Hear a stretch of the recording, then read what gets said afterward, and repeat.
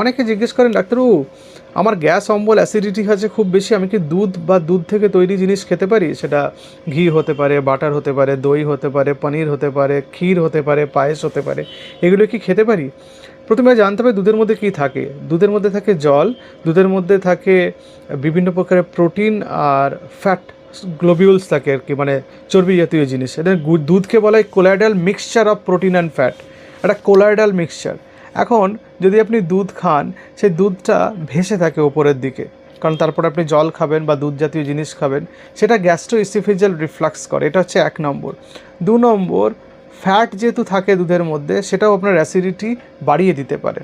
আর 3 নম্বর, যাদের lactose intolerance আছে তাদের দুধ পেটের ইনডাইজেশন, পেট ব্লোটিং এইসব অনেক বাড়িয়ে দিতে পারে। ফলে গ্যাস, অ্যাসিডিটি, অম্বল এগুলোতে দুধ একটু অ্যাভয়েড করে অন্যান্য খাবার দাবার খেলে ভালো, সেটা আপনার অনেক আরাম পাবেন এবং আপনার প্রবলেম অনেক কম হবে।